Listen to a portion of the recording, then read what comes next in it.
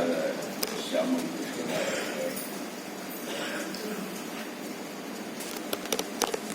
ನಾಡಿನ ಶ್ರೇಷ್ಠ ಕಲಾವಿದರು ಬ್ಯಾಂಕ್ ಆಫೀಸರು ಆದಂತಹ ಶ್ರೀಮಾನ್ ಆಮಲ್ಮೂರ್ತಿ ಪಡ್ಲೇಕೆರೆ ಅವರೇ, ನನ್ನ ಕ್ಲಾಸ್ಮೇಟ್ ಅಂತ ಹೇಳೋ ಅಥವಾ ಸಿರ್ಸಿಯ ಸಾಹಿತಿ ಅಂತ ಹೇಳೋ, ಇಡೀ ಉತ್ತರ ಕನ್ನಡ ಜಿಲ್ಲೆಯನ್ನೇ ಪುಸ್ತಕದಲ್ಲಿ ಹೇಳಿರುವಂತಹ ಒಂದು ಮಾಂತ್ರಿಕ ಅಂತ ಹೇಳೋ ಎಲ್ಲದೂ ಅವರಾದಂಥ ಶ್ರೀಮಾನ್ ವಿ.ಪಿ. ಶಾಂತಾಗ್ ಅವರೇ, ಎಲ್ಲಕ್ಕಿಂತ ಮುಖ್ಯವಾಗಿ ಈ ಕಾರ್ಯಕ್ರಮವನ್ನು ಎಷ್ಟು ಚಂದ ನಿಯೋಜನೆ ಮಾಡುವಂತಹ ಶ್ರೀಮಾನ್ ಗಾಯಕರಿಗೆ ಮೊದಲು ವಂದನೆ. ಮಹನೀಯರುಗಳಿಗೆ ಎಲ್ಲರಿಗೂ ವಂದನೆ.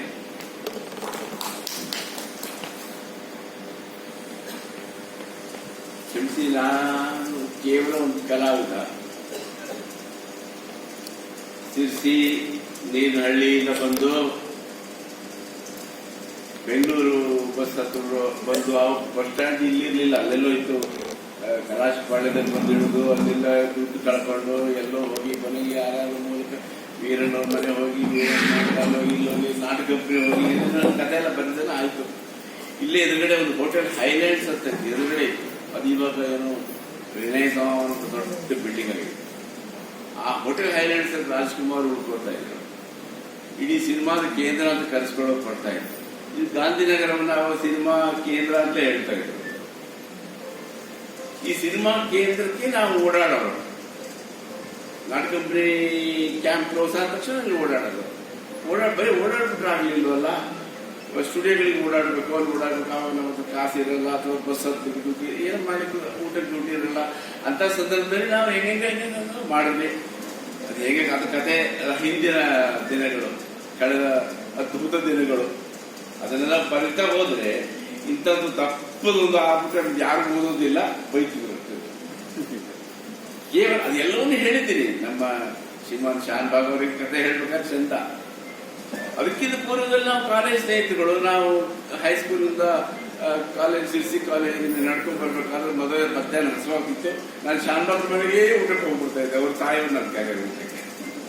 ಹಾಗಾಗಿ ನಾನು ಊಟನೂ ಕೊಟ್ಟು ನನ್ನ ಪುಸ್ತಕನೂ ಬರೆದು ಪುಣ್ಯ ಆತ್ಮ ಅವನು. ಅದಕ್ಕೆ ಆ ಋಣ ನಾನು ಹೇಳ್ಬೇಕು. ಅವನೇನ್ ಬರೆದ್ರು ಚಂದ ಬರೆದಿದ್ದಾನೆ, ಇಲ್ಲಿ ಹೊಗಳಿಕೆ ಏನೂ ಇಲ್ಲ. ನನ್ನ ಬೈಲಿಕ್ಕೂ ಬೈತಾನೆ ನೋಡಿದ್ರೆ ಎಲ್ಲೂ ಬೈಲಿಲ್ಲ. ಇಂಥ ಸಂದರ್ಭದಲ್ಲಿ ನಾನು ಒಂದು ದೃಷ್ಟಿಯಲ್ಲಿ ಅತ್ಯಂತ ಕೆಟ್ಟ ಕಲಾವಿದ ನಾನು. ಆದ್ರೆ ಒಳ್ಳೆಯ ನಿರ್ದೇಶಕರ ಮತ್ತು ಒಳ್ಳೆಯ ಜನರ ಮಧ್ಯದಲ್ಲಿ ಸಿಕ್ಕಾಕೊಂಡು ನನಗೊಂಚೂರು ಗುರುತು ಸಿಕ್ಕಿದೆ. ಅಷ್ಟೇ ಬಿಟ್ಟರೆ ಏನೂ ಇಲ್ಲ. ನನ್ನ ಸಾಧನೆ ಏನೂ ಇಲ್ಲ, ಜೀರೋ. ನಾವು ಸಿನಿಮಾ ಮತ್ತು ಕಲೆ ಅಂತ ಆರಿಸ್ಕೊಂಡು ಬೆಂಗಳೂರು ಕಡೆ ಅಥವಾ ಕರ್ನಾಟಕ ಕಡೆ ಬಂದಾಗ ಆ ಸಿನಿಮಾ ಉತ್ಸಾಹ ಸ್ಥಿತಿಯಲ್ಲಿ ಬರ್ತಾ ಇದ್ದಂತ ಕಾಲ. ರಾಜ್ಕುಮಾರ್ ಅವರು, ಉದಯಕುಮಾರ್ ಅವರು, ನರಸಿಂಹರಾಜು, ಬಾಲಕೃಷ್ಣ ಅವರು ಅಂತ ಕಲಾವಿದರಿದ್ರು. ದೊಡ್ಡ ದೊಡ್ಡ ಕಲಾವಿದರಿದ್ರು. ಬಂಡ್ರಿ ಬಾಯ್ ಅಂತವ್ರು, ಲೀಲಾವತಿ ಅಂತವ್ರು, ದೊಡ್ಡ ದೊಡ್ಡ ಕಲಾವಿದರಿದ್ರು. ಡೈರೆಕ್ಷನ್ ನಲ್ಲಿ ಸುಪ್ರೀಂ ಇದ್ರು ಎಲ್ಲರೂ. ಹುಣಸೂರು ಕೃಷ್ಣಮೂರ್ತಿ, ಕೂರಾ ಸೀತಾರಾಮ ಶಾಸ್ತ್ರಿಗಳು, ಪುಟ್ಟಣ್ಣ, ಸಿದ್ದಲಿಂಗಯ್ಯ, ದೊಡ್ಡ ದೊಡ್ಡ ಭಗವಾನ್ ದೊರೆ ಇತ್ಯಾದಿ ಒಳ್ಳೊಳ್ಳೆಯ ವೈಆರ್ ಸ್ವಾಮಿ ಅಂತ ಎಜುಕೇಟೆಡ್ ಡೈರೆಕ್ಟರ್ಗಳು. ಅಂತಹ ಉತ್ಸಾಹ ಸ್ಥಿತಿಯಲ್ಲಿತ್ತು. ಸಿನಿಮಾ ಸಮೃದ್ಧವಾಗಿತ್ತು. ಅವರೆಲ್ಲರೂ ಗುಬ್ಬಿ ವೀರಣ್ಣವರ ಕೃಪೆಯಲ್ಲಿರ್ತಿದ್ರು. ಗುಬ್ಬಿ ವೀರಣ್ಣ ಅನ್ನೋ ಒಂದು ವಿಶ್ವವಿದ್ಯಾಲಯ ಸರ್ ಹೇಳಿದಾಗೆ ನಿಜ, ಆ ಗುಬ್ಬಿ ವೀರಣ್ಣನ ಕಂಪನಿಯಿಂದಲೇ ಬಂದಂತ ಮಹನೀಯರ ಕಲಾವಿದಗಳಾಗಿದ್ರು. ಹಾಗಾಗಿ ನನಗೆ ಗುಬ್ಬಿ ವೀರಣ್ಣ ಅವರು ಅಲ್ಲಿ ಒಳಗಡೆ ಹೋಗ್ಲಿಕ್ಕೆ ಒಂದು ಅವಕಾಶನ ಆಯ್ತು. ನನಗೊಂದು ಪ್ರೇರಣೆ ಆಯ್ತು. ನಿಜವಾಗ ಅಲ್ಲಿ ಊಟ ಮಾಡಿ 2-3 ವರ್ಷ ಅಲ್ಲಿ ಕಂಪನಿ ನಿಂತಿದ್ರಿಂದ ಅದು ನನಗೆ ಇಲ್ಲಿವರೆಗೆ ಊಟ ಕೊಟ್ಟಿದೆ, ಗುರುತಿಸ್ಕೊಟ್ಟಿದೆ ಅಂತ ಹೇಳ್ಕೊಬೋದು. ಇದು ಎಲ್ಲವೂ ಸೇರ್ತದೆ ಅದಕ್ಕೆ. ಹಾಗಾದ್ರೆ ಬೆಂಗಳೂರಿನಲ್ಲಿ ನಾನು ಕನಸು ಕಟ್ಕೋಬೇಕು ಅಂತ ಬಂದ್ರೆ ಆಗ್ತದೆಯೇ? ಇಲ್ಲ. ಆದ್ರೆ ನಾನು ಹೋಟೆಲ್ ಕೆಲಸ ಮಾಡಿದ್ದು ಹೌದು, ಫುಟ್ಪಾತ್ ಮೇಲೆ ಮಲಗಿದ್ದು ಹೌದು, ಲಾಲ್ಬಾಗ್ನಲ್ಲಿ ಮಲ್ಕೊಂಡಿದ್ದು ಹೌದು, ಎಲ್ಲವೂ ಹೌದು. ಆದ್ರೆ ನೀ ಅಲ್ಲಿ ಮಲಗಬೇಡ, ನಿನ್ನದೇ ಆದಂತ ಒಂದು ಮನೆಯಲ್ಲಿ ಮಲ್ಕುವಂತ 93,000 30/15 ಮನೆ ಕಟ್ಕೊಟ್ಟಂತ ಪುಣ್ಯಾತ್ಮ ಅಲ್ಲೇ ಇದ್ದಾರೆ. ಎಲ್ಲನೇ ಅದ್ಭುತ ವ್ಯಕ್ತಿ, ಎಲ್ಲರಿಗೂ ಸಿಗ. ನನ್ನ ಕಾಲೇಜ್ ಪ್ರಿನ್ಸಿಪಾಲ್ LT ಶರ್ಮಾ ಅಂತ, ದಿ ಗ್ರೇಟ್ ಮ್ಯಾನ್. ಅವರು ಗುಂಡೂರಾವ್ ಚೀಫ್ ಮಿನಿಸ್ಟರ್ ಆಗಿದ್ದಾಗ ಅವರಿಗೆ ಪ್ರೆಸ್ ಸೆಕ್ರೆಟರಿ ಆಗಿದ್ರು.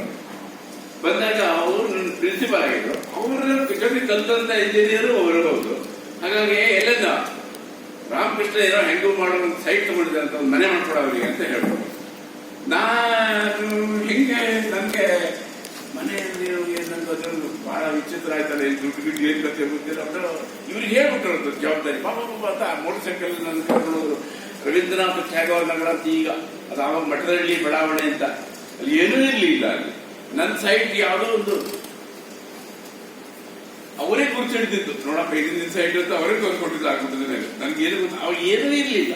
80 ದಶಕದಲ್ಲಿ 81, 82ರಲ್ಲಿ ಒಂದು ಬಸ್ಸು ಇರ್ಲಿಲ್ಲ. ಅಲ್ಲಿ ಒಂದಷ್ಟು ಜಲ್ಲಿ ಕಲ್ಲ ಹಾಕಿಬಿಟ್ಟಿದ್ರು ಗುಂಡೂರಾವ್ ಅವ್ರ ಕಾಲದಲ್ಲಿ. ಅವರು ನನಗೆ 93,000ದಲ್ಲಿ 2 ಬೆಡ್ರೂಮ್ ಮನೆ ಮಾಡ್ಕೊಟ್ಟಿದ್ದಾರೆ. ಅದು ಇವತ್ತು 3 ಕೋಟಿ ರೂಪಾಯಿ ನನಗೆ ಕೊಡು, ಮಾರಾಟ ಮಾಡೋ ಅಂತ ಕೇಳ್ತಾರೆ. ಹಾಗಿದೆ. ಅಲ್ಲಿ ಇದ್ದೀನಿ ನಾನು. ಅಲ್ಲಿಂದ ಆಮೇಲೆ ನನಗೆ ರಂಗನಾಯಕಿ ಅವಾರ್ಡ್ ಬಂದ್ಮೇಲೆ ಮತ್ತೊಂದು ಸೈಟ್ ಸಿಕ್ತು ನನಗೆ, ಶ್ರೀಮಾನ್ ರಾಮಕೃಷ್ಣ ಹೆಗಡೆ ಅವ್ರ ಕೃಪೆಯಿಂದ. ಆಸೆ ಶುರುವಾಯ್ತು ನನಗೆ, ಸ್ವಲ್ಪ ದೊಡ್ಡ ಪ್ರಮಾಣದ ಮನೆ ಕಟ್ಟೋಣ. ಅದು 46 ತಿರ್ಗಾ ಅವ್ರ ಹತ್ರ ಹೋದ. ಅವರು ನೀನು ಅದೆಲ್ಲ ಆಸೆ ಪಡ್ಬೇಡ, ನಿನಗೆ ಎಷ್ಟು ಬೇಕೋ ಅಷ್ಟೇ ಕಟ್ಕೊಡ್ತೀನಿ ಅಂತ ಇದ್ದಿದ್ರಲ್ಲಿ ಮತ್ತು 5 ಲಕ್ಷದಲ್ಲಿ ಮತ್ತೆ ಅದನ್ನೇ ಮನೆ ಮಾಡ್ಕೊಡ್ತಾರೆ ಬೇರೆ ತರ. ಅದ್ರಲ್ಲಿ ನಾನೀಗಿದ್ದೇನೆ. ಆ ಹಳೆ ಮನೆಯನ್ನ ನಾನು ನನ್ನ ಊರಿನ ಹುಡುಗರುಗಳಿಗೆ ಓದಕ್ ಬಿಟ್ಟಿದ್ದೇನೆ. ಅದು ಹಾಸ್ಟೆಲ್. ನಾನು ಬೆಂಗಳೂರಿಗೆ ಬಂದಿದ್ದು ಕಲಾವಿದಾಗಿ ಏನೇನೋ ಮಾಡಿ ಆರಾಮಾಗಿ ತಂಪಾಗಿದೆ. ನನ್ನ ಚರಿತ್ರೆ ಇಷ್ಟ ಸ್ವಾಮಿ. ಇಲ್ಲಿವರೆಗೂ ತಳ್ಕೊಂಡ್ ಬಂದಿದ್ದೇನೆ. ಮಾವನ್ ಮುತ್ತರು ಹೇಳಿದ್ದಾರೆ, ಇನ್ನೂ ಜ್ಯೋತಿಷ್ ಪ್ರಕಾರ ನಿನಗೆ ಇನ್ನೂ ಕೆಲಸ ಮಾಡೋಕ್ಕೆ ಅವಕಾಶ ಇದೆ ಅಂತ. ಅವ್ರ ಕೃಪೆಯಿಂದ ಅವ್ರ ಮಾತು ಸತ್ಯವಾಗಲಿ ಅಂತ ಆಸೆ ಪಡ್ತಾರೆ. ಯಾಕೆಂದ್ರೆ ನಾನು ಕಲಾವಿದ, ಕಲೆಯೇ ನನಗೆ ಉಸಿರು, ಕಲೆಯೇ ನನಗೆ ಒಂಥರ ಸಂತೋಷ ಕೊಡುವಂತಹದ್ದು. ಹೀಗೆ ಹೊಸ ನೋಡಿದ್ರೆ ನಾನು ಮಾಡ್ಬೇಕು, ಬೆಳೆಸಬೇಕು ಅಂತ ಇದು ಇರುತ್ತೆ. ಕಲಾವಿದ ನಮಗೆ ಇರುತ್ತೆ. ಈ ಕಲೆ ಅಥವಾ ಸಿನಿಮಾ ಆಗಿನ ಕಾಲದಲ್ಲಿ ಅಷ್ಟೊಂದು ನಮಗೆ ಸಮಾಜದಲ್ಲಿ ಗೌರವ ಇದ್ದಿದ್ರು ಸಹ ಕಲಾವಿದರು ನಮಗೆ ಬೇಕಾದಷ್ಟು ಕಲ್ತ್ಕೊಳ್ಳೋಕೆ ಅವಕಾಶ ಇದೆ. ಕನ್ನಡ ಸಿನಿಮಾದಲ್ಲಿ ಅಂತೂ ಕನ್ನಡ ಸಾಹಿತ್ಯದ ಒಂದು ಅಂಗ ಅದು ಚಲನಚಿತ್ರ ಅಂತ. ಆವಾಗ ಇಡೀ ಕನ್ನಡ ಚಿತ್ರರಂಗವನ್ನ ಅನಾಥರು ಕಂಟ್ರೋಲ್ ಮಾಡ್ತಿದ್ರು, ತ್ರಿವೇಣಿಯವ್ರು ಕಂಟ್ರೋಲ್ ಮಾಡ್ತಿದ್ರು. ಪುಟ್ಟಣ್ಣವ್ರು ಹೇಳ್ತಿದ್ರು, ಆ ಥರ ಶಬ್ದಗಳು ಬರಬಾರ್ದು, ಬಾಯಲ್ಲಿ ಬರಬಾರ್ದು, ರೇಪ್ ಅಂತ ಆ ಶಬ್ದ ಬರಲೇಬಾರ್ದು. ಯಾಕಂದ್ರೆ ತ್ರಿವೇಣಿಯವರು ಸಿಟ್ಟು ಬರುತ್ತೆ. ಮಾನಭಂಗ ಅನ್ನೋದ್ರಲ್ಲಿ ಸಾಕಷ್ಟು ಆಗ್ತಾ ಇದೆ, ಅವರು ನಾವೆಲ್ಲ ಬಳಸಬಾರ್ದು ಅಂತ ಹೇಳೋದು. ಈಗ ಇದ್ರ ಕೆಲವು ಇಂಗ್ಲಿಷ್ ಪದಗಳನ್ನೆಲ್ಲ ಬಳಸಿರ್ಲಿಲ್ಲ. ಶುದ್ಧವಾದ ಕನ್ನಡದಲ್ಲಿ ಅನೇಕ ಯಾಕೆಂದ್ರೆ ಆ ಕವಿಗಳ ಹೆದರಿಕೆ ಮತ್ತು ಅವರ ಒಂದು ಕರುಣೆ ಕನ್ನಡ ಚಿತ್ರದಲ್ಲಿ ಯಾವಾಗಲೂ ಇರೋದು. ಹಾಗಾಗಿ ಹೆಚ್ಚೆಚ್ಚು ಕನ್ನಡ ಕಾದಂಬರಿಗಳ ಚಿತ್ರ ಬರುತ್ತಿತ್ತು. ನಾವು ತೋರಿಸ್ಕೊಳ್ಳುವಂತ ಒಂದು ಸಣ್ಣ ಮಾತುಗಳನ್ನು ನಾವು ಮಾಡ್ಕೊತಾ ಇದ್ವಿ. ಹೀಗಾಗಿ ಆಗಿನ ಚಿತ್ರರಂಗ ನಮಗೆ ನಿಜವಾಗ್ಲೂ ಕೈ ಹಿಡಿದಿತ್ತು. ಈಗಲೂ ಇದೆ, ಚಿತ್ರರಂಗದ ಪಾತ್ರ ಕರೀತಾರೆ. ಆದ್ರೆ ನಾವು ಒಳಗಡೆ ಹೋಗೋಷ್ಟರಲ್ಲಿ ನಿಮ್ಮ ಪಾತ್ರ ಆಯ್ತು ಸರ್, ನಾವು ಆಮೇಲೆ ಹೇಳ್ತೀವಿ. 3 ದಿವಸ 2 ದಿವಸ 3 ದಿವಸ 5 ದಿವಸ ಇರುತ್ತೆ. ನಮ್ಗೆ ಡೈರೆಕ್ಟರ್ ಪರಿಚಯನೇ ಆಗಿರಲ್ಲ, ಯೂನಿಟ್ ಪರಿಚಯನೇ ಆಗಿರಲ್ಲ, ಒಬ್ಬರಿಗೊಬ್ಬರಿ ಭಾವ ಬಂಧನದ ಬೆಸುಗೆನೇ ಬಂದಿರೋದಿಲ್ಲ. ಆಗ್ಲೇ ನಾವು ದೂರ ಆಗುತ್ತೀವಿ. ಇದು ಆಗ್ಲಿ, ಅದು ಸೀರಿಯಲ್ ಆಗ್ಲಿ, ಏನೇ ಆಗ್ಲಿ, ಒಟ್ಟಾಗಿ ಮಾನವೀಯ ಸಂಬಂಧಗಳಿಂದ ಹೊರತಾಗಿ ಬರೀ ಬಿಸ್ನೆಸ್ ಆಗೋಯ್ತು ಬಿಟ್ರೆ. ಆಗ ನಮಗೊಂದು ಬದುಕಿನ ಪಾಠವಾಗಿ ಕನ್ನಡ ಚಿತ್ರರಂಗ ಇದ್ದಿದ್ರಿಂದ ಅದು ನಮ್ಗೆ ನೋಡಿ ಇಲ್ಲಿವರೆಗೂ ಬಂದು ನನ್ನ ಬಗ್ಗೆ ಒಂದು ಪುಸ್ತಕ, ನನ್ನಂತ ಒಂದು ಕಲಾವಿದ ಬಗ್ಗೆ ಪುಸ್ತಕ ಬರೆದು ನಿಮ್ಮ ಎದುರುಗಡೆ ಕೂರಿಸಿ 2 ಮಾತನಾಡುವಂತ ಅವಕಾಶ ಕೂಡ ಸಿಕ್ಕಿದೆ ಅಂದ್ರೆ ನಾನು ಕನ್ನಡ ಚಿತ್ರಕ್ಕೆ ಆ ಜನ್ಮ ಪರ್ಯಂತ ಋಣಿಯಾಗಿದ್ದೀನಿ ಅಂತ ಹೇಳಿ ರೈತರ ಆಶೀರ್ವಾದ ಮತ್ತೊಂದು ಕೇಳ್ತೇನೆ. ನಮಸ್ಕಾರ, ಶುಭಾಶಯಗಳು.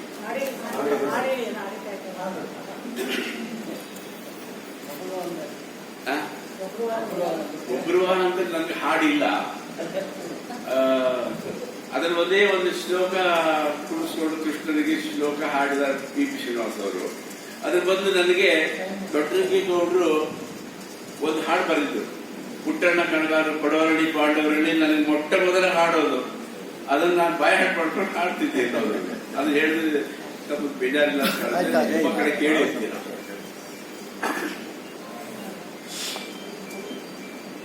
ಜನ್ಮ ನೀಡಿದ ಭೂತಾಯಿಯ ನಾ ಹೇಗೆ ತಾನೆ ತೊರೆಯಲಿ, ಅನ್ನ ನೀಡಿದ ಈ ಮಣ್ಣನು ನಾ ಹೇಗೆ ತಾನೆ ಮರೆಯಲಿ.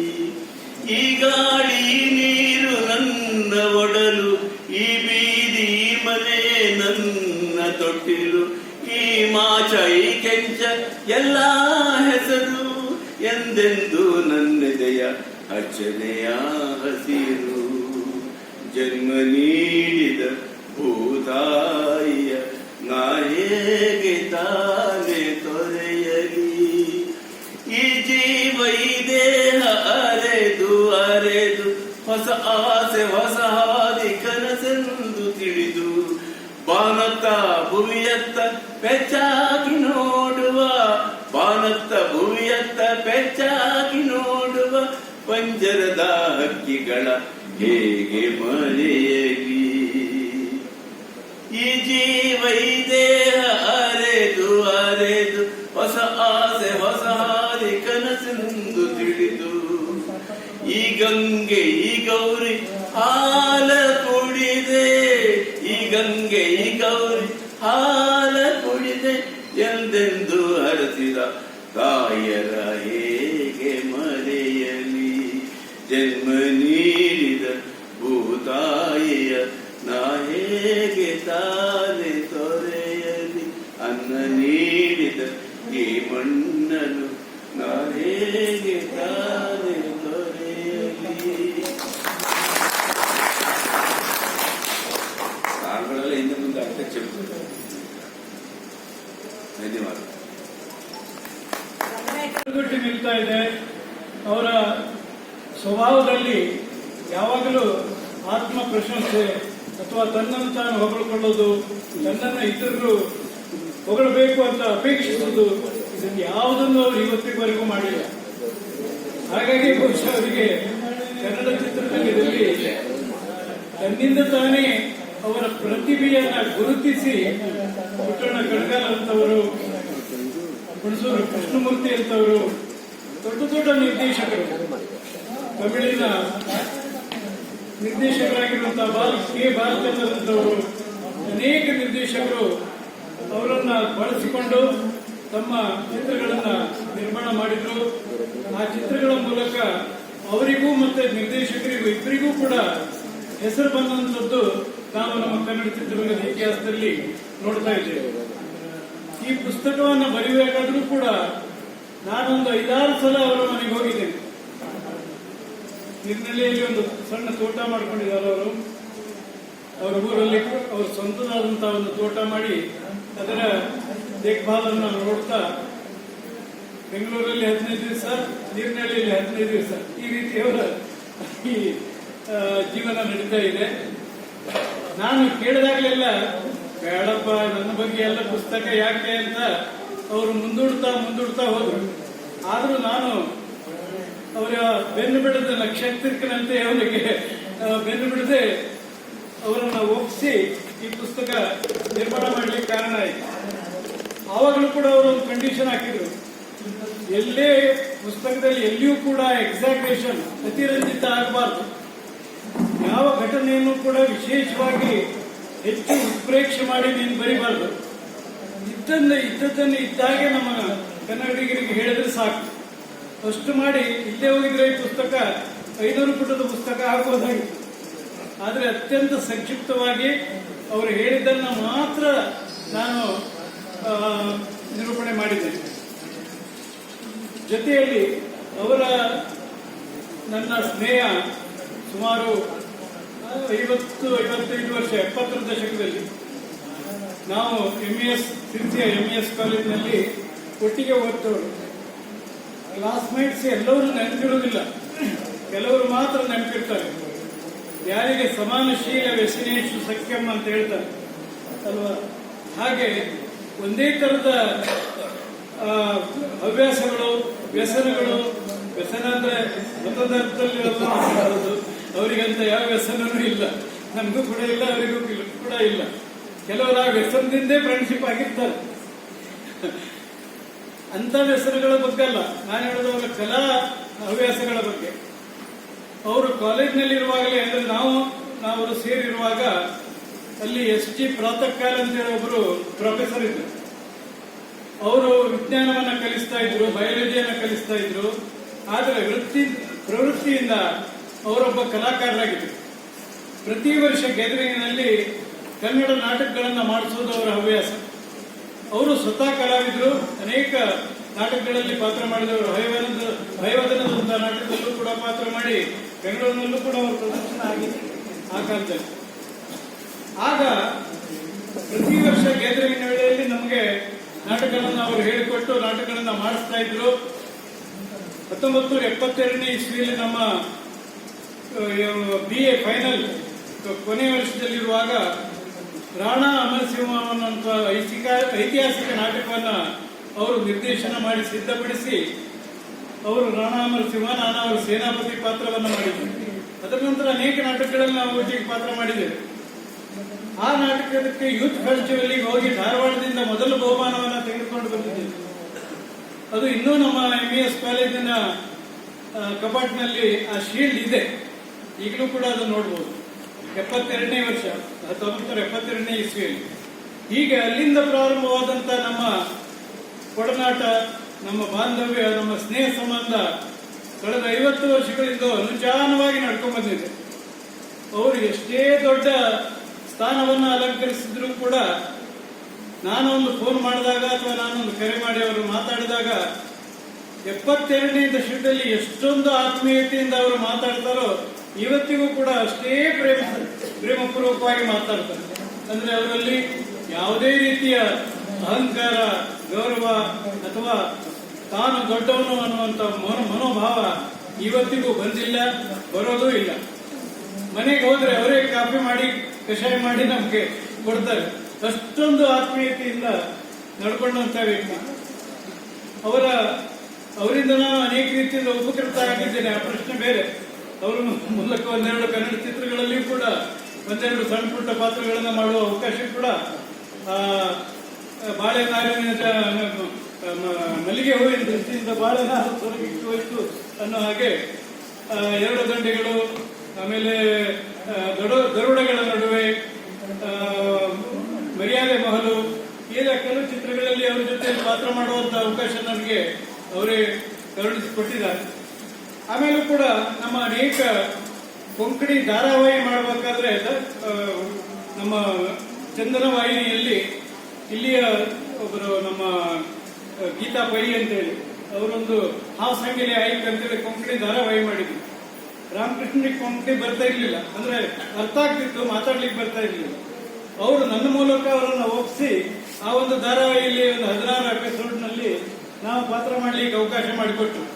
ಅವಾಗ ನಾನೇ ಅವ್ರಿಗೆ ಮನೆಗೆ ಬಂದು 15 ದಿವಸ ಉಳಿದು ಅವ್ರ ಮನೆಯಲ್ಲೇ ಉಳಿದು ಅವರಿಗೆ ಕೊಂಕಣಿಯಲ್ಲಿ ಸಂಭಾಷಣೆಯನ್ನ ಹೇಳೋ ಸ್ಟೈಲ್ಗಳನ್ನೆಲ್ಲ ಹೇಳಿಕೊಟ್ಟು ಆಮೇಲೆ ಆ ಧಾರಾವಾಹಿ ತುಂಬಾ ಯಶಸ್ವಿಯಾಗಿ ಪ್ರದರ್ಶಿತ ಆಯಿತು. ಚಂದನ ವಾಹಿನಿಯಲ್ಲಿ ತುಂಬಾ ಹೆಸರು ಕೂಡ ಪಡೀತು. ಹಾಗೆ ಅಲ್ಲಿಂದ ನಾನು ಬೆಂಗಳೂರಿಗೆ ಬಂದ್ರೆ ಉಳಿಯೋದು ಅವ್ರ ಮನೆಯಲ್ಲೇ. ಅವರ ಹಾಗೆ ಅವರು ಧರ್ಮಪತ್ನಿಯವರು ಮಂಗಳಾರವರು ಕೂಡ ಅಷ್ಟೇ ಆತ್ಮೀಯತೆಯಿಂದ ನಮ್ಮನ್ನ ಕಾಡ್ತಾರೆ, ಅಷ್ಟೇ ಸೌಹಾರ್ದದಿಂದ ಪ್ರೇಮ ಭಾವನೆಯಿಂದ ನಮ್ಮನ್ನ ಸತ್ಕರಿಸ್ತಾರೆ. ಹಾಗೆ ನಮ್ಮ ಸಿರ್ಸಿಗೆ ಬಂದ್ರೆ, ಉತ್ಕೋಲಕ್ಕೆ ಬಂದ್ರೆ, ಬೆಂಗಳೂರಿಗೆ ಬಂದ್ರೆ ಅವ್ರ ಮನೆ ನಮ್ಮ ಮನೆ ಇದ್ದಾಗೆ. ಅವರು ನನಗಿಂತ 6 ತಿಂಗಳು ದೊಡ್ಡವರು. ಅವ್ರದ್ದು 1951 ಡಿಸೆಂಬರ್ ಅಲ್ವಾ ಸರ್? 1951 ಡಿಸೆಂಬರ್, ನಂದು 52 ಜೂನ್. 6 ತಿಂಗಳಲ್ಲಿ ಅವರು ನನಗಿಂತ ದೊಡ್ಡವರು. ಹಾಗಾಗಿ ನನಗೆ ಅಣ್ಣ ಇದ್ದಾಗೆ ಒಂದು ರೀತಿಯಿಂದ. ಹೀಗೆ ಅಲ್ಲಿಂದ ನಡ್ಕೊಂಡು ಬಂದಂತ ನಮ್ಮ ಸ್ನೇಹ ಇವತ್ತಿನ ಪೂರ್ವ ನಡ್ಕೊಂಡು ಬಂದಿದೆ. ಆ ಒಂದು ಉಪಕಾರ ಸ್ಮರಣೆಗೋಸ್ಕರ ನನ್ನ ಅವರು ಋಣಮುಕ್ತಳು ಅನ್ನುವಂಥ ಪಿಕ್ಚರ್ನಲ್ಲಿ ಪಾತ್ರ ಮಾಡಿದ್ದಾರೆ. ಹಾಗೆ ನಾನು ಅವರ ಋಣದಿಂದ ಮುಕ್ತನಾಗಲಿಕ್ಕೆ ಈ ಒಂದು ಪುಸ್ತಕವನ್ನು ಸಲುವಾಗಿ ಬರೆದು ಋಣಮುಕ್ತನಾಗಿದ್ದೇನೆ ಅಂತ ಹೇಳಲಿಕ್ಕೆ ನನಗೆ ತುಂಬಾ ಸಂತೋಷ ಆಗ್ತಾ ಇದೆ. ಇವತ್ತಿಗೂ ಕೂಡ ಅವರು ಸಿರ್ಸಿಗೆ ಬಂದ್ರೆ ನಮ್ಮನೆಗೆ ಬರ್ತಾರೆ, ನಾವು ಬೆಂಗಳೂರಿಗೆ ಬಂದ್ರೆ ಅವ್ರ ಮನೆಗೆ ಹೋಗ್ತೇವೆ. ಹೀಗೆ ಒಂದು ಆತ್ಮೀಯ ಸಂಬಂಧ ಇವತ್ತಿನ ಕೂಡ ನಡ್ಕೊಂಡು ಬಂದಿದೆ.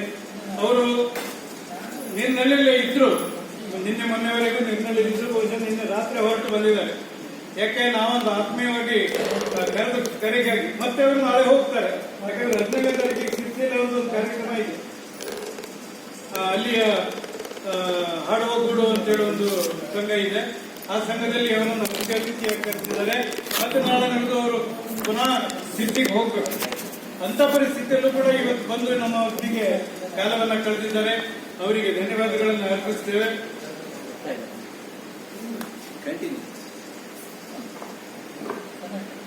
ಈ ಕಾರ್ಯಕ್ರಮವನ್ನ ನಡೆಸಲಿಕ್ಕೆ ನಮಗೆ ಎಲ್ಲ ರೀತಿಯಿಂದ ಸಹಕಾರ ನೀಡಿದಂತ ಶ್ರೀ ವಿಶ್ವೇಶ್ವರ ಗಾಯತ್ರಿಯವರ ಉಪಕಾರ ತುಂಬಾ ಆಗಿದೆ. ಹಾಗಾಗಿ ಅವರಿಗೂ ಕೂಡ ನಾವು ಈ ಸಂದರ್ಭದಲ್ಲಿ ಈ ಒಂದು ಪುಸ್ತಕದ 2ನೇ ಆವೃತ್ತಿಯನ್ನ ಸಿರ್ಸಿಯಲ್ಲಿ ಬಿಡುಗಡೆ ಮಾಡಲಿಕ್ಕೆ ಅವಕಾಶ ಮಾಡಿಕೊಟ್ಟು ನಮಗೆ ತುಂಬಾ ಉಪಕಾರ ಮಾಡಿದ್ದಾರೆ. ಅವರಿಗೂ ಕೂಡ ಧನ್ಯವಾದಗಳನ್ನು ಅರ್ಪಿಸ್ತೇವೆ. ದಯಮಾಡಿ ವಿಶ್ವೇಶ್ವರ ಗಾಯತ್ರಿಯವರು ದಯಮಾಡಿ ಇಂದಿನ ಈ ಅತಿಥಿಗಳಿಗೆ ಒಂದು ಪುಸ್ತಕ ಕಾಣಿಕೆಯನ್ನು ಗೌರವಾರ್ಪಣೆ ಮಾಡಬೇಕಾಗಿ ಕೇಳ್ಕೊಳ್ಕೊಂಡು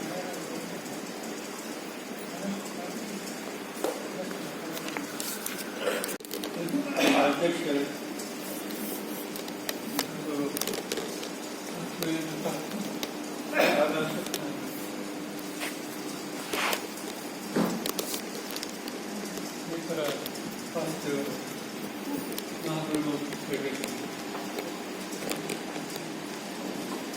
ಎಲ್ಲ ತಂತ್ರಜ್ಞಾನ ಇಟ್ಟಿದ್ದಾರೆ. ಅದರಲ್ಲಿ ನಾನೊಬ್ಬ ಹಳೆಯ ಸಾಲಿ ಮಾಜಿ ಸಾಹಿತ್ಯ ಅಂತ ಅಂದರೆ ನಾನು ಯಾಕೆ ಬಂದೆ ಅಂದರೆ ನನಗೆ ರೇಟ್ ಕಟ್ಟಾಗಿದೆ, ಚಪ್ಪಾಳೆ ಕಟ್ಟಬೇಕಂತ ಬಂದೆ. ಆದರೆ ಚಪ್ಪಾಳೆ ಕಟ್ಟಬೇಕಾದ್ರೆ ಈ ಎಲ್ಲ ಸ್ನೇಹಿತರು ಬಂದು ಇಲ್ಲಿ ಕೂತ್ಕೊಳ್ಳೋದು. ಆಗ ನಾನು ಹೇಳಿ ಬಂದು ಕೂತ್ಕೊಂಡೆ. ಕೂತ್ಕೊಂಡ್ಮೇಲೆ ಮಾತಾಡಬೇಕು. ಹೀಗಾಗಿ ನಾನು ಏನು ಮಾತಾಡಿದ್ರೆ ಹೇಗೆ ಮಾತಾಡ್ಬೋದು ಅಂತ ಇತ್ತು. ಕಾರಣ ಏನಂದ್ರೆ ನನಗೆ ರಾಮಕೃಷ್ಣ ಅವರ ಒಂದೇ ಬಂದ ಸಿನಿಮಾದಲ್ಲಿ ನೋಡಿದ್ದೇನೆ. ಒಬ್ಬರು ಅದು ಹಿಂದೆ ಒಬ್ಬ ಆಮೇಲೆ ಸಿನಿಮಾ ನೋಡೋದು ಇದಿಲ್ಲ. ಎರಡನೇದಾಗಿ ಅನೇಕ ಸಂದರ್ಭದಲ್ಲಿ ಇಲ್ಲಿ ನಾನು ನಟನ ಜೊತೆಗೆ ಓಡಾಡಿದ್ದೆ. ನಾನು ಒಬ್ಬ ನಟ ಆಗ್ಬೇಕಂತ ಬಹಳ ಖುಷಿ ಇತ್ತು. ಹೈಸ್ಕೂಲ್ನಲ್ಲಿದ್ದಾಗ ನಾನು ಇದೆಲ್ಲ ಪಾಸ್ ಮಾಡ್ತಿದ್ದೆ. ಹಾಗೆಲ್ಲರೂ ಚಪ್ಪಾಳೆ ಕಟ್ಟಿದ್ರು. ಹಂಗನ್ಸ್ಕೊಂಡು ನಾನು ನಟ ಆಗ್ಬೋದು, ರಾಜ್ಕುಮಾರ್ ಆಗ್ಬೋದು. ಹಾಗೆ ನಾನು ಪ್ರಯತ್ನ ಮಾಡಿದೆ. ನಿಮಗೆ ಅಷ್ಟೇ ಆಗಿರ್ಬೋದು. ನನ್ನ ಸ್ಕೂಲ್ ಮೇಟು ಶ್ರೀಧರ ಹೇಳಿ, ಗುರುವಿನ ಶ್ರೀಧರ ಹೇಳಿ, ಸೀತಾರಾಮ ಶಾಸ್ತ್ರಿಗಳ ಅಣ್ಣನ ಮಗ ಶ್ರೀಧರ ಹೆಗಡೆ ಒಂದು ನಾಟಕ ಪ್ರೇರಿತ. ಬಹಳ ನಾನು ಅವನು ನಾಟಕ ಸೇರಬೇಕು, ನಾಟಕ ಸೇರಬೇಕಂತ ಇಬ್ಬರು ಪುಸ್ತಕತೆ. ಯಾಕಂದ್ರೆ ಇಬ್ಬರಿಗೂ ಮನೆಯಲ್ಲಿ ಅವಕಾಶ ಇರಲಿಲ್ಲ. ನಮ್ಮ ನಾಟಕ ಸೇರ್ತೇವೆ ಅಂತ ಒಂದು ಹೊರಗಾಗ್ತಿದ್ದೆ. ಅಂತ ಪರಿಸ್ಥಿತಿಯಲ್ಲಿ ನಾನು ಅವನು ಏನೋ ಕಂಪ್ನಿ ಮಾಡಿಲ್ಲ. ಶ್ರೀಧರ ಹೋಗ್ಬಿಟ್ಟ ನಾಟಕ ಪ್ರೇರಿ. ಆಮೇಲೆ ಗೋಕಾಕ್ ಕಂಪ್ನಿ ನಾಟಕ ಪ್ರೇರಿಗಳೇನೇ ಇದ್ದಾವೆ ಇಲ್ಲಿಂದ ನಾನು ಶ್ರೀಧರ ಸೀತಾಪುರದವರು. ಸೊ ಹಾಗೆ ಆಮೇಲೆ ನನಗೆ ಆಗ ಜ್ವರ ಬಂತು. ಯಾಕಂದ್ರೆ ನನಗೆ ದುಡ್ಡಿಲ್ವಲ್ಲ, ಜ್ವರ ಬರುತ್ತೆ, ಇನ್ನೇನು ಬರುತ್ತೆ. ಸೊ ನಾನು ಹಾಸಿಗೆ ಇಟ್ಟುಕೊಳ್ಳೋದು. ಬರುವಾಗ ಒಬ್ಬರು ನನ್ನ ಸ್ನೇಹಿತ ದತ್ತ ಅಂತ ಸ್ನೇಹಿತ ಒಂದು ಪುಸ್ತಕ ಕಾಗದದಲ್ಲಿ ತಂದ್ಕೊಟ್ಟು ಅದನ್ನು ಓದೋನು. ನಾನು ಪುಸ್ತಕ ತಗೊಂಡು ಓದಲು ಶುರು ಮಾಡಿದೆ. ಅಷ್ಟೇ ಮೇಲೆ ಓದ್ತಾ ಇದ್ದೆ. ಅದು ನಟಸಾರ್ವಭೌಮ 810 ರೂಪಾಯಿ ಇತ್ತು. ಉಷಾ ಸಾಹಿತ್ಯ ಮಾಲೆ ಮೈಸೂರಿನವರು ಅಂತ ಒಂದು ದೊಡ್ಡ ಪುಸ್ತಕ ತಂದ್ಕೊಟ್ಟ. ನಾನು ಹಾಸ್ಟೆಲ್ ಕೂತ್ಕೊಂಡು ನಿಮ್ಗೆ ಹೇಗೆ ಆಶ್ರಯ ಆಗ್ಬೋದು. ನಮ್ಗೆ ಏನಿದೆ ಜ್ವರ ಪುಸ್ತಕ ಓದಿದ ಹಾಗೆ ಇಳಿತಾ ಇಳಿತಾಯಿತು. ಕೆಲವು ಜ್ವರನೇ ಕಮ್ಮಿ ಆಯಿತು. ಈಗ ನಾನು ಜ್ವರ ಬಂದರೆ ಯಾರು ಹೇಳ್ತಾರೆ ಪುಸ್ತಕ ಓದ್ಬೇಕು. ಯಾಕಂದ್ರೆ ಪುಸ್ತಕ ಓದಿದ ಜ್ವರ ಇಳಿಯುತ್ತೆ ಅನ್ನೋದು ಗೊತ್ತಾಗಿದೆ. ಹೀಗಾಗಿ ನಾನು ಆ ಪುಸ್ತಕ ಓದಿದ ಮೇಲೆ ಇನ್ನು ನಾಟಕ ಸೇರಬಾರ್ದು ಅಂತ ತೀರ್ಮಾನ. ಅಂದರೆ ಯಾಕೆ ಕೊನೆ ಇಲ್ಲಿ ನಾಟಕ ಒಂದು ಸನ್ನಿವೇಶ ಹೇಳಿದ ನಾನು ನಾಟಕ ಕಂಪನಿಯಾಗಿ ಸೇರ್ಬೇಕಾಗುವಂಥ ಸಂದರ್ಭ ಬರ್ತದೆ. ಒಂದು ಮಳೆ ಬರ್ತದೆ. ಅವರು ಆ ಮಳೆ ಸಿಗಾಕೊಂಡು ಮೇಲೆ ಹೋಗಿ ಆ ಸ್ಟೇಷನ್ ಅಲ್ಲೇ ನುಗ್ಗಬೇಕು, ಮಳೆ ಇದಾಗಿ ಅಲ್ಲಿ ಸೇರ್ತಾರೆ. ಆಮೇಲೆ ಉಪ್ಪಿವೀರಣ್ಣವ್ರ ಮಗಳು ಅಲ್ಲ ಸ್ವರ್ಣಮ್ಮನವರು ರಾಶಬೇಕು. ಅಂದರೆ ಒಂದು ಸಂದರ್ಭ ಮನುಷ್ಯನಿಗೆ ವಿಧಿ ಎಳ್ಕೊಂಡು ಹೋಗ್ತದೆ ಅನ್ನೋದಕ್ಕೆ ಇದೊಂದು ಉದಾಹರಣೆ. ಅಂದರೆ ನನಗೆ ಏನೋ ಗೊತ್ತಿಲ್ಲ ಅದನ್ನು. ಆದರೆ ಆ ರೀತಿ ಒಂದು ಸನ್ನಿವೇಶದಲ್ಲಿ ಇವರಿಗೆ ಯಾರಿಗೋ ನೇರಹಳ್ಳಿ ಅಂತ ಒಂದು ಹಳ್ಳಿಯಲ್ಲಿ ಇರುವಂತಹ ಒಬ್ಬ ಮನುಷ್ಯ ಬೆಂಗಳೂರಿಗೆ ಬರ್ತಾರೆ. ಆಮೇಲೆ ಬೆಂಗಳೂರಿಗೆ ಬಂದಾಗ ಈ ವೀರಣ್ಣವರ ಪರಿಚಯ ಆಗ್ತದೆ. ಆಮೇಲೆ ಅವ್ರ ಕಂಪ್ನಿ ಹೋಗ್ತಾರೆ. ಆಮೇಲೆ ಅಲ್ಲೇ ತಯಾರಾಗ್ತಾರೆ. ಉಪ್ಪಿವೀರಣ್ಣ ಕಂಪ್ನಿ ಅಂದರೆ ಒಂದು ದೊಡ್ಡ ನಾಟಿ ಕಂಪ್ನಿ ಆಗ್ತಾ ಇರೋದು. ನಾಟಿನ ದೊಡ್ಡ ಇದು ವಿಶ್ವವಿದ್ಯಾಲಯ, ನಾಟಕದ ವಿಶ್ವವಿದ್ಯಾಲಯ. ಅಲ್ಲಿ ಇದ್ದವರೆಲ್ಲ ದೊಡ್ಡ ದೊಡ್ಡ ನಟ ಆಗ್ಬಿಟ್ರು. ಒಂದೇ ಅಲ್ಲ, ರಾಜ್ಕುಮಾರ್ ಒಬ್ಬರೇ ಅಲ್ಲ, ಅನೇಕ ಜನ ದೊಡ್ಡ ದೊಡ್ಡ ನಟ ಆಗ್ಬೋದು. ಅಲ್ಲಿ ಒಂದು ತಯಾರಾದ ಜನ ಇರುವಂತ ಹಾಗೆ ರಾಮಕೃಷ್ಣ ಅವರು ಸಬ್ಜೆಕ್ಟ್ ಚೆನ್ನಾಗಿತ್ತು. ಅವರು ಹೋಗಿ ಸೇರಿಕೊಂಡ್ರು. ಆಮೇಲೆ 50ಕ್ಕೂ ಹೆಚ್ಚು ಸಿನಿಮಾಗಳನ್ನು ನಡೆಸಿದ್ರು. ಆಮೇಲೆ ಅನೇಕ ನಾವು ರಾಮಕೃಷ್ಣ ನಾನು ರಾಮಕೃಷ್ಣ ಅವರನ್ನು ನೋಡಿದ್ದೀವಿ, ಹೇಳಿದೆ. ನೋಡಿ 50 ವರ್ಷ ಆಗಿದೆ. ನೋಡಿ 50 ವರ್ಷ ಆಗಿದೆ. ಆಗ ಒಂದು ಸಾರಿ ನಾನು ಟಿ.ಕೆ. ಮೊಹಮ್ಮದ್ರು ಈ ಬಳೆಪೇಟೆ ಒಂದು ಹೂ ಮಾಡಿಕೊಂಡಿದ್ದು. ಟಿ.ಕೆ. ಮೊಹಮ್ಮದ್ ಅಂತ ಉತ್ತರ ಕನ್ನಡ ಜಿಲ್ಲೆ ಸಾಹಿತ್ಯ ಪರಿಷತ್ತಿನ ಅಧ್ಯಕ್ಷರಾಗಿತ್ತು. ಆಗ ಇವರು ಬಂದಿದ್ರು. ಅಂದರೆ ಅದಕ್ಕೆ ನಾನು ನೋಡಿದ್ದಲ್ಲ ಮತ್ತೇನು ಅಂತ ಹೇಳ್ತೇನೆ. ಮನುಷ್ಯ ಹೀಗೆ ಒಂದು ಸಂದರ್ಭ ಬಂದರೆ ವಿಧಿ ಅವನನ್ನು ಕರ್ಕೊಂಡು ಹೋಗ್ತದೆ, ವಿಧಿ ಅವನನ್ನು ಕೆಲಸ ಮಾಡಿಸ್ತದೆ. ಈ ಉದಾಹರಣೆಗೆ ನಾವು ರಜೆ ಮಾಡಬೇಕು ಅಂತ ನಾವು ನಾಟಕನೇ ಮಾಡಬೇಕಂತ ಹೊರಟ್ರೆ ಆಗೋದಿಲ್ಲ.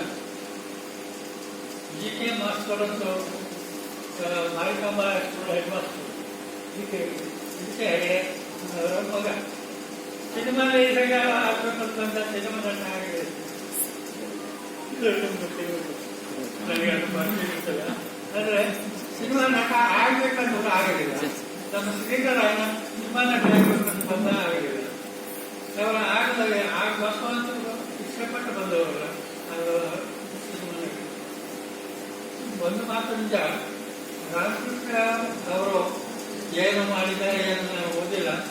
ಆದರೆ ಒಂದು ಸಿನಿಮಾ ಕ್ಷೇತ್ರ ಅನ್ನೋದು ಒಂದು ಒಳ್ಳೆಯ ಕ್ಷೇತ್ರ ಆಗಿಲ್ಲ. ಅಲ್ಲಿ ಅಂತ ಕೆಪಾಸಿಟಿ ಇದ್ದರೆ ಮಾತ್ರ ಬರ್ಬೋದು. ಇನ್ನೇ ಅಷ್ಟು ಸುಲಭ ಇಲ್ಲ. ಅದು ಒಂದು ದೊಡ್ಡ ಕೋಟೆ. ಆ ಕೋಟೆಗೆ ಹೋದವರು ಹೊರಗೆ ಬರಲಿಕ್ಕೆ ಕೂಡ ಕಷ್ಟಪಡ್ತಾರೆ. ಅದೊಂದ್ಸರಿ ಅನ್ಸತ್ತೆ ಬೇರೆ ಏನು ಮಾಡ್ಲಿಕ್ಕೆ ಆಗೋದಿಲ್ಲ. ಬೇರೆ ನಾಟಿ ಪಕ್ಷಕ್ಕೆ ಹೋದವ್ರಿಗೂ ಅಷ್ಟೇ ಒಳಗೆ ಹೋಗಿ ಸೇರಿ ಸ್ವಲ್ಪ ಬರ್ತಾರೆ. ಆಮೇಲೆ ಬೇರೆ ಕಡೆ ಏನು ಕೆಲಸ ಸಿಗೋದಿಲ್ಲ. ಬೇರೆ ಕಡೆ ಬೇರೆ ಏನು ಗೊತ್ತಾಗೋದಿಲ್ಲ. ಕೊನೆ ತನಕ ಕುರಿಯ ವಿಠಲ್ ಶಾಸ್ತ್ರಿಗಳು ಒಂದು ಕಡೆ ಹೇಳ್ತಾರೆ. ಕುರಿಯ ವಿಠಲ್ ಶಾಸ್ತ್ರಿಗಳು ಧರ್ಮಸ್ಥಳ ಮೇಳವನ್ನು 21 ವರ್ಷ ನಡೆಸಿದ್ರು. 21 ವರ್ಷ ದೊಡ್ಡ ನಟ 19 ವರ್ಷ. ಒಂದ್ಸಾರಿ ಸ್ಟೇಜ್ನಲ್ಲಿ ಬುಕ್ ಸಮಯ ಅವರು ಆಗ್ತಾರೆ. ಆಟ ಇದ್ರು ಸ್ಟೇಜ್ನಲ್ಲಿ. ಆಮೇಲೆ ಅವರು ಡಾಕ್ಟರ್ ಮುಂದೆ ಸ್ಟೇಜ್ ಹಾಕ್ಬಾರ್ದು. ಮುಂದೆ ಮಾಡಬೇಕು ಏನು ಬೇರೆ ಏನು ಬರೋದಿಲ್ಲ. ಹೀಗಾಗಿ ನನಗೆ ಅಲ್ಲೇ ಪಡೆಯಬೇಕಾಗ್ತದೆ. ಅಂದರೆ ಅಂಥ ಒಂದು ಕ್ಷೇತ್ರದಲ್ಲಿ ರಾಮಕೃಷ್ಣ ಅವರು ಆ ಕ್ಷೇತ್ರದಲ್ಲಿ ತಮ್ಮ ಹೆಸರನ್ನು ಉಳಿಸ್ಕೊಂಡ್ರು. ತಮ್ಮ ಒಂದು ತನ್ನದೇ ಆದ ಒಂದು ನೆಲೆಯನ್ನು ಕಳ್ಕೊಂಡ್ರು. ಆಮೇಲೆ ನಮಗೆ ನಮ್ಮ ಹೆಮ್ಮೆಗಳಿಗೆ ನಾವು ಅದಿದ್ದೀವಿ. ನಮ್ಮ ಜಿಲ್ಲೆಯವರು ಒಂದು ಅರ್ಜುನ ಅದು ಎಷ್ಟೇ ದೂರ ಇರ್ಬೋದು. ಈ ಮೊದಲು ನಾನು ಹಳೆಯ ಸ್ನೇಹಿತರು. ಆದರೆ ಇವತ್ತು 10 ವರ್ಷ ಮೇಲೆ ಬಿಟ್ಟಿದೆ. ಆದರೆ ಮಾತುಕತೆ ನಮ್ಮವರು ಅನ್ನೋ ಒಂದು ಅರ್ಜುನ ಇರ್ಬೋದು. ಹಾಗೆ ನಾವು ರಾಜಕೀಯ ಅವರಿಗೆ ಮಾಡಿದ ಶ್ರೇಯಸ್ಸು ನಾವು ಸಂತೋಷ ಪಡ್ತೀವಿ. ಆದರೆ ಮೊದಲು ಕೆಲವೊಂದು ಮಾತು ಹೇಳ್ಬೇಕು. ನಾನು ಆಗ ಮೇಲೆ ಕಲಾಪದ ಮೇಲೆ ಟೀಚರ್ ಮೇಲೆ ಬಂದವರು ನನ್ನ ಸ್ನೇಹಿತರು ಆಗ್ತಾ ಆಗ್ತದೆ. ಬೇರೆ ತುಂಬ ಚೆನ್ನಾಗಿ ಮಾಡಿದ್ದಾರೆ. ಅದರಲ್ಲಿ ಸಂಶಯ. ಯಾಕಂದರೆ ಒಳ್ಳೆಯ ಲೇಖಕ, ಒಳ್ಳೆಯ ಕಲಾವಿದ, ಒಳ್ಳೆಯ ಲೇಖಕರು, ಅನೇಕ ಪುಸ್ತಕಗಳು. ಅದು ಇನ್ನೇನು ಒಪ್ಪಲ್ಲ. ಒಳ್ಳೆ, ಆಮೇಲೆ ಒಳ್ಳೆ ಶೈಲಿ ಇದೆ, ಒಳ್ಳೆಯ ಮಾತುಗಾರ, ಒಳ್ಳೆ ಭಾಷೆ ಇದೆಲ್ಲ ಯಾರೋ ಮಾಡದೇ ಇರೋ ಕೆಲಸ ಎಲ್ಲ ಒಳ್ಳೆ ಬರೋರಿಗೆ ನನ್ನೊಂದು ಸೂಚನೆ ಇದೆ. ಈ ಪುಸ್ತಕಗಳಲ್ಲಿ ಅವರು ಕೆಲವು ಸರ್ಕಾರಿ ಚಿತ್ರಗಳು ಹಾಕಿದ್ದೆ ನೀವು, ಅದರ ಬದಲಾಗಿ ಸ್ವಲ್ಪ ಒಳ್ಳೆ ಒಳ್ಳೆ ಕ್ಯಾರೆಕ್ಟರ್ ಚಿತ್ರವನ್ನು ಕೊಟ್ಟಿದ್ದೆ. ಆಮೇಲೆ ಕೊನೆಯದಾಗಿ ಇಲ್ಲಿ ಒಂದು ಸಂಕ್ಷಿಪ್ತ ಇದು ಬಯೋಡೇಟ ಕೊಡ್ತಾರೆ. ಬಯೋಡೇಟ ಅಂದ್ರೇನು? ನಿಮ್ಮ ಎಲ್ಲ ತಂದೆ ತಾಯಿ ಇವೆಲ್ಲ ಒಳಗೊಂಡಗಳು, ಆಮೇಲೆ ನೀವು ಮಾಡಿದ ಸಿನಿಮಾಗಳು ಯಾವ ಇಸ್ವಿ, ನನ್ನ ಬಯೋಡೇಟವನ್ನು ನಾನು ಕೊಡ್ತೇನೆ. ಅದೇ ನಾನು ಏನೇನು ಮಾಡಿದ್ದೇನೆ ಅನ್ನೋದು ನನ್ನ ಬಯೋಡೇಟಗಳು ಹಾಕಿದೆ. ಆದ್ದರಿಂದ ದಿನ ಅದನ್ನು ಓದಿದರೆ ಅದು ಗೊತ್ತಾಗ್ತದೆ. ಅದೇ ಒಂದೇ ಇದರಲ್ಲಿ ನಿಮಗೆಲ್ಲ ವಿವರಗಳು ಸಿಗುತ್ತೆ. ಎಲ್ಲ ನೀವು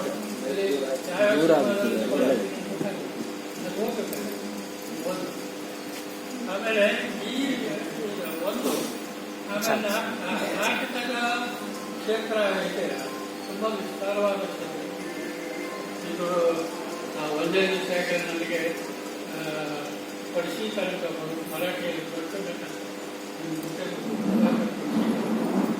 ಒಂದು ಸ್ವಾಮಿ ನವೇಶ್ ಅಂತ ಒಂದು ನಾಟಕ, ಅದು ಸುಮಾರು 2000 ಪ್ರಯೋಗ ಕಂಡಂತನ್ನ ಅವರು ಸ್ನೇಹಿತರಾಗಿರು. ಅವರಿಗೆ ಅಂದರೆ ಮರಾಠಿಯಲ್ಲಿ ದೊಡ್ಡ ನಟ ಆಗಬೇಕು ಪ್ರಭಾಕರ್ ಪಕ್ಷಿಗಳು. ನಾವು ಕೂಡ ಅಂದರೆ ಈ ಜೀವನದಲ್ಲಿ ಅನೇಕ ಸಂದರ್ಭದಲ್ಲಿ ನಾವು ಇದು ಮಾಡ್ತೀವಿ. ಬರೀ ನಟನೆ ಅಲ್ಲ, ನಟನೆಯೇ ಹಿಂದೆ ಕಥೆಗಳಿತ್ತು. ಅವೆಲ್ಲ ನೀವು ಅನುಭವಿಸಿದ್ರಿ. ನೀವು ಅನುಭವಿಸಿದ್ದನ್ನು ಹೇಳಿದರೆ ಕಷ್ಟ ಇರಲ್ಲ. ಜೊತೆಗೆ ನೀವು ಅದನ್ನು ಟಿಪ್ಪಣಿ ಬರ್ತೀವಿ. ಬರೀ ನೀವು ಒಂದು ಸಿನಿಮಾ ಮಾಡಿ ಕೊಡೋಲ್ಲ, ಕೊಡಬೇ ಇಲ್ಲ. ಅದರ ಹಿಂದೆ ಕಥೆಗಳಿವೆ. ಕಥೆಗಳು ನೀವು ಇಲ್ಲಿ ಹೇಳುವಾಗಿಲ್ಲ. ನಿಮಗೆ ನೆನಪಿದ್ದಾರೆ ಮಾಡಿ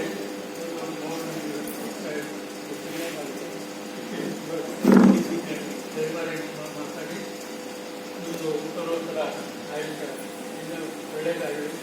ಆಮೇಲೆ ನೀವು